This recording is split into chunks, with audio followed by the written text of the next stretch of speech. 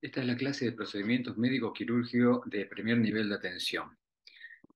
Eh, en cirugía, ¿no?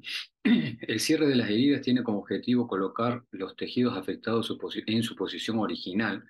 Así se favorece la cicatrización y se disminuye el riesgo de infección. Las suturas son los materiales utilizados para este fin.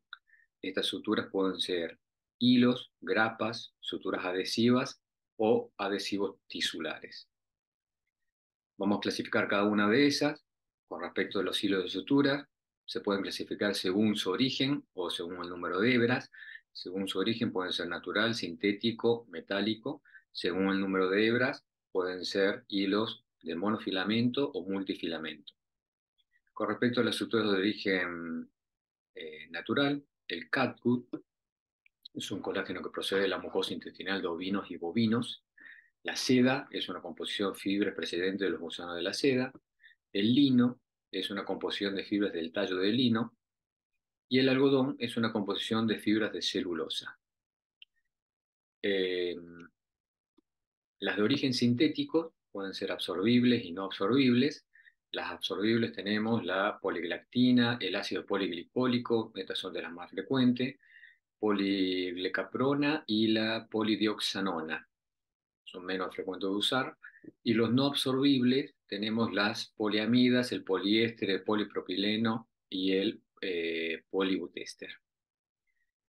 Y por último, los de origen mecánico, que son los más resistentes a la tensión, como el acero quirúrgico. Según el número de hebras, entonces dijimos que puede ser de monofilamento o multifilamento. El monofilamento eh, es menos propenso a la contaminación bacteriana, ya que no tiene espacios entre, ya que es monofilamento y no tiene espacio como el multifilamento entre los diferentes filamentos. Son elegidas en presencia de tejidos contaminados, cierre de una cirugía contaminada, mejor dicho. Tiene menor coeficiente de fricción, menos impureza, fácil anudado, menor reacción tisular y menor cicatriz. Inconvenientes del monofilamento, a veces tiene mucha memoria el hilo, entonces por vía laparoscópica se dificulta el manejo de la misma. Y también, como tiene poca resistencia a la torsión y la tensión, si uno anuda en forma brusca, muy fuerte, o el nudo baja cruzado, se puede cortar. El multifilamento tiene mayor resistencia a la tensión, con menor riesgo de torsión, menor riesgo de que se corte el hilo por más que las tenemos fuerte, mayor flexibilidad y es de fácil manejo. El inconveniente es que tiene mayor reacción tisular, o sea que puede favorecer que la cicatriz tenga más tejido cicatrizal y mayor coeficiente de fricción. Con respecto a las suturas de hilo, eh, proporciona un cierre seguro y garantiza el mayor soporte de la herida y la mínima tasa de dehiscencia. Las alternativas de las suturas convencionales están la sutura mecánica y las cintas adhesivas. Según la zona anatómica y las características de la herida y del paciente, emplearemos un hilo de sutura determinado. El grosor del hilo y el tiempo recomendado para la retirada de los puntos son diferentes, depende de las características de la herida y del paciente.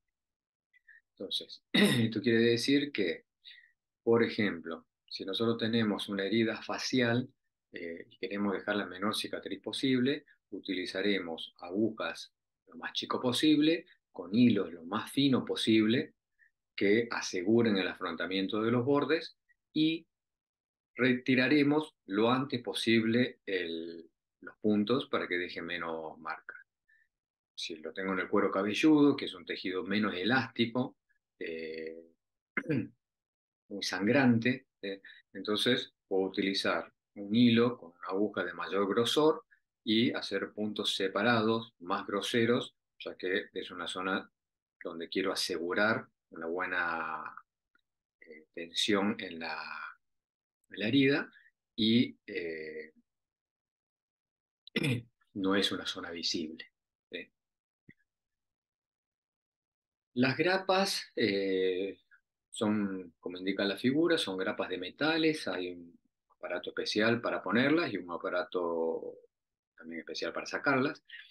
Estas no van en profundidad, sino que son como ganchos que agarran la piel y solamente cierran la piel, no sirven para tejido profundo.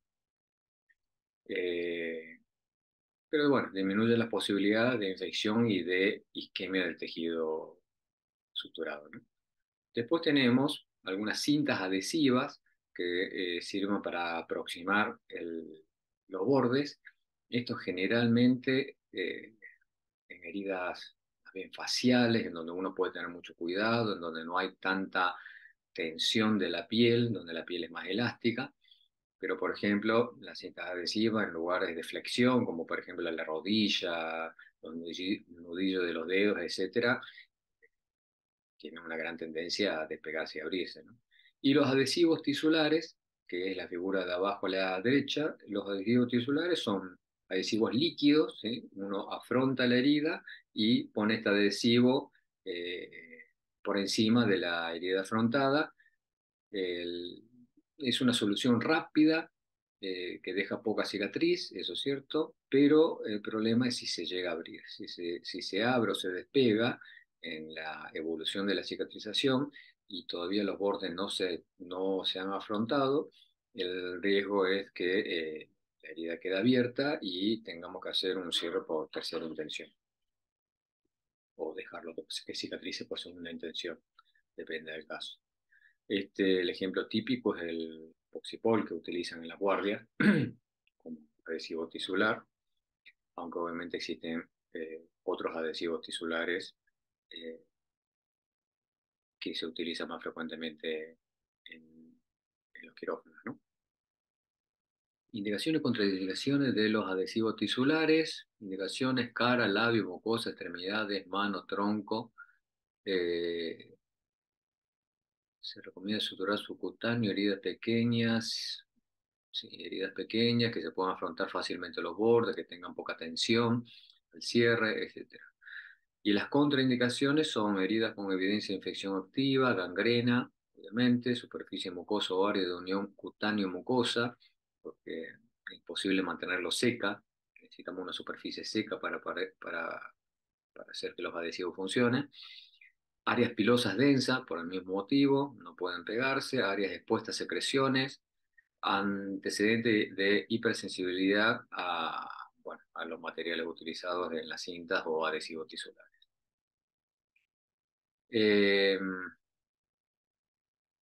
para obtener un cierre quirúrgico adecuado, los siguientes principios hay que tratar de respetarlos, que son evitar la tensión, la eversión de los bordes de la herida, el cierre por planos, si es necesario, y buena elección del tipo de sutura.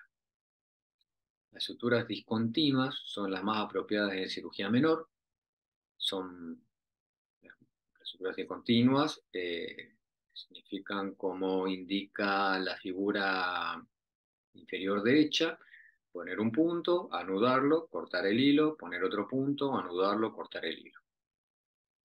Y el gráfico de la izquierda, abajo a la izquierda, eh, muestra la eversión de los bordes de la herida.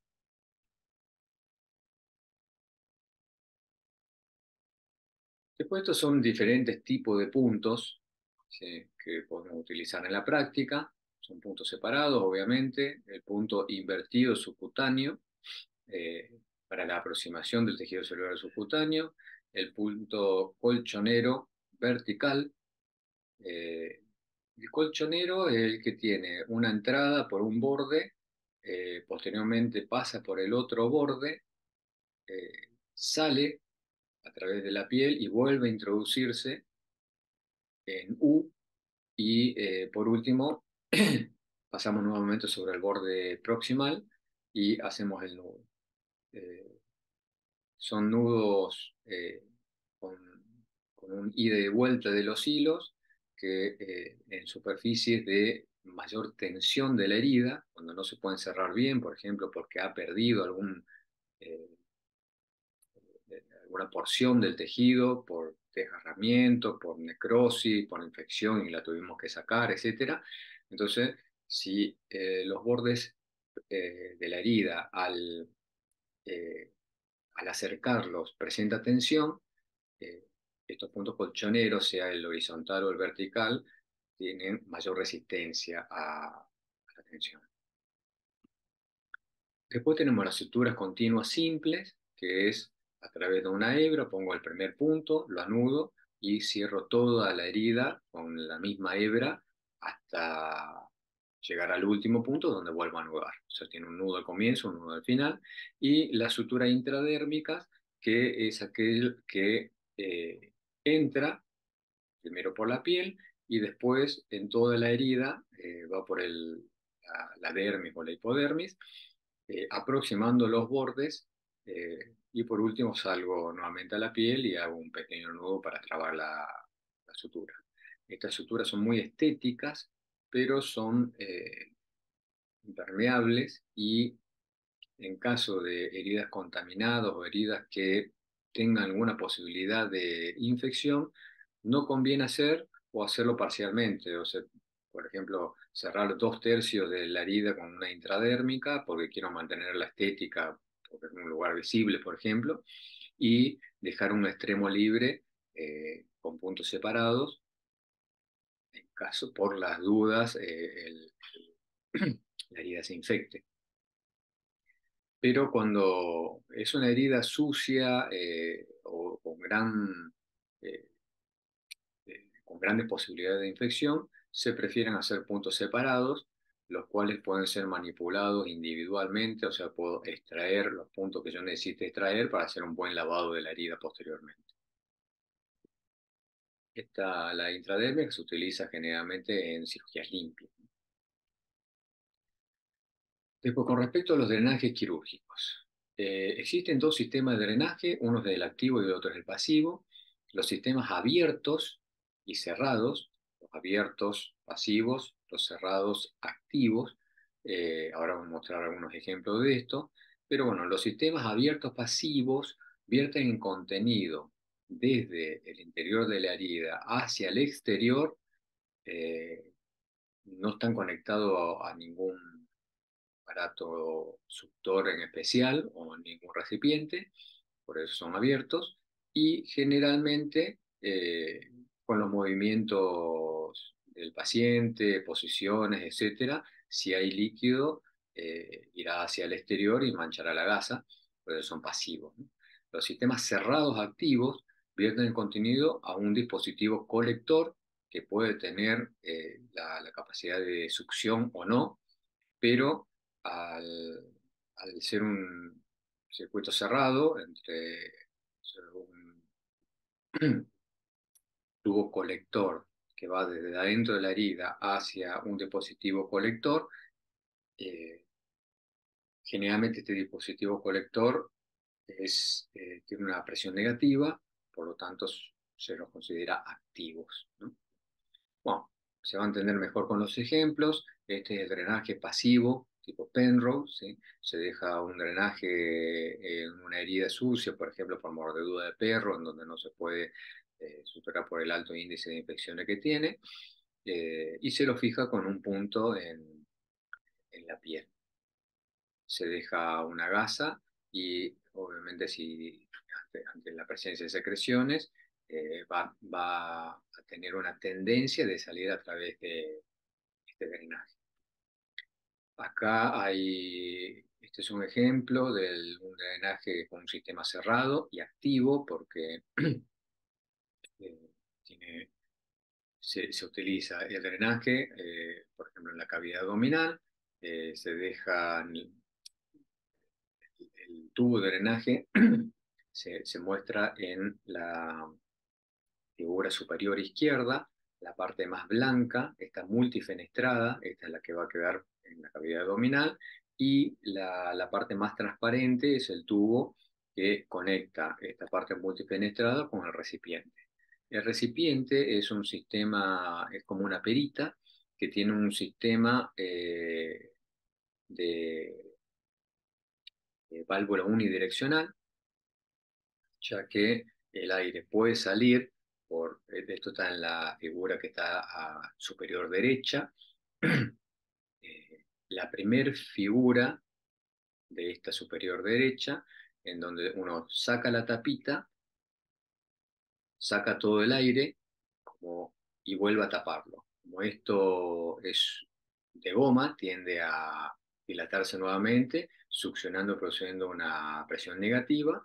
Entonces, sobre el otro orificio de esta perita, conecto el tubo eh, que está conectado a la parte multifenestrada dentro de la cavidad abdominal, y así se produce el drenaje activo con un sistema cerrado.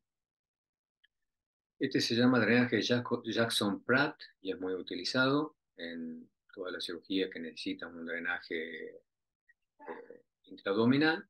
Y otro sistema cerrado es el hemovac o el hemosuctor, prácticamente con el mismo principio, nada más que suele ser más grande y, como verán en la figura superior izquierda, tiene unos resortes en donde uno aplasta y después eh, deja salir el aire y después cierra el orificio por donde hay una entrada y salida de aire para generar una presión negativa.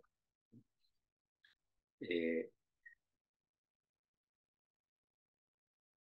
por último, los tipos de biopsia quirúrgica. Podemos dividirla en biopsia por punción, biopsia incisional y biopsia excisional. Por punción, vamos a ver ejemplos de cada uno, de todos modos, ¿sí? Por punción, por ejemplo, una punción con aguja fina de un nódulo tiroideo, es el ejemplo típico. También puede ser por punción de la médula ósea, ¿sí? Causa de leucemia, por ejemplo.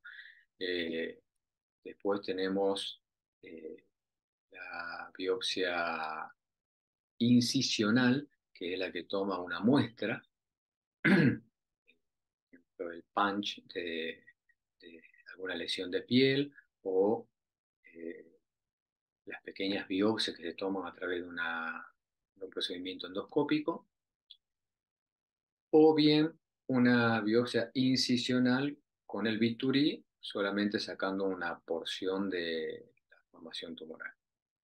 Eh, y la biopsia excisional es en la que se reseca toda la formación, dejando un margen negativo en profundidad, tanto como en la periferia o en el margen eh, circunferencial de la formación. Eh, por último, abajo tenemos un gráfico de cómo se hace la biopsia incisional de una lesión superficial o biopsia en punch. Eh, con respecto a los anestésicos locales, los anestésicos locales son agentes químicos que interrumpen la conducción nerviosa, eh, con las características de que la anestesia es localizada, transitoria y reversible. La anestesia local es la pérdida temporal de la sensibilidad en un área pequeña del cuerpo por la aplicación de un anestésico. Esto sería la definición de anestesia local. La que más se utiliza es la lidocaína, la bupivacaína, la lidocaína, que fue descubierta en 1943, sigue siendo el anestésico local más utilizado, tiene buena penetración, tiene escasa toxicidad, y se han desarrollado a partir de estas otras como la mepivacaína, prilocaína, bupivacaína, etc.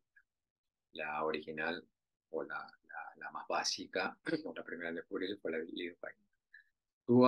La forma de actuar, su fisiopatología, es bloquea los canales de sodio de los axones eh, nervioso, disminuyendo la tasa de despolarización del potencial de acción, lo que hace que se impida la propagación del impulso nervioso en forma reversible, ¿no? La lidocaína viene en ampollas de 10 mililitros, concentración al 1%, al 2%, al 5%. Estas diferentes concentraciones se pueden diluir, depende de la zona y de la extensión que nosotros querramos anestesiar. El inicio de acción es casi inmediato, a los 2 o 4 minutos, la duración 1 a 2 horas según la cantidad y la amplitud de la zona en donde inyecté. En adultos, usar la concentración al 1% y no más de 30 mililitros es lo que se aconseja. Si no, se puede usar 60 mililitros si la superficie es más grande, pero puedo disminuir la concentración a 0,5%. Y en niños, usar concentraciones 0,25-0,50 y no más de 4 miligramos kilogramos peso. Después, la lidocaína puede venir con epinefrina, sin epinefrina, o sea, con vasoconstrictor o sin vasoconstrictor. Las dosis,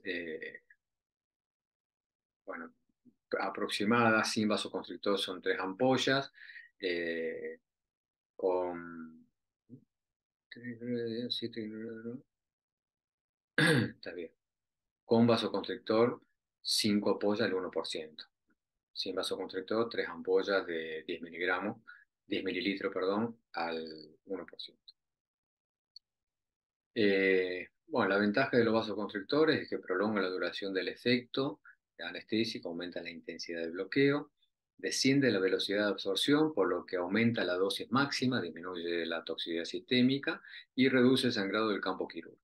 ¿Cuáles son los inconvenientes de usar vasoconstrictores? Riesgo de necrosis por vasoespasmo y retraso en la cicatrización.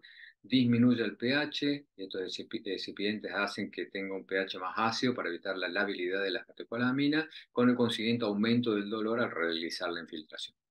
Y puede llegar a tener riesgo de arritmia, hipertensión, hasta infarto del miocardio, en caso de que se vaya por las venas. Las contraindicaciones de los vasoconstrictores es una hipertensión moderada grave, cardiopatías previas, diabetes, embarazo. Siempre hay que ver qué cantidad de anestésico con vasopresores vamos a utilizar, ¿no? Tratamiento con IMAO, antidepresivo tricíclico, hipertiroidismo, feocromocitoma, eh, y evitar en las zonas acra o pieles enfermas como la esclerodermia y en las zonas acras como los dedos de las manos, de los pies, nariz, pabellón auricular, pene, etcétera, que tienen circulaciones terminales, ¿no?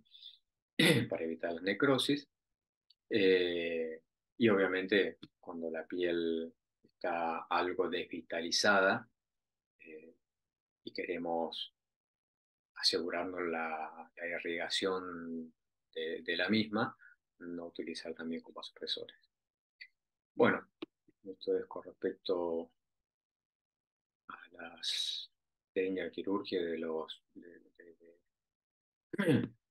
elementos más básicos, procedimientos, perdón, médicos quirúrgicos en el primer nivel de atención.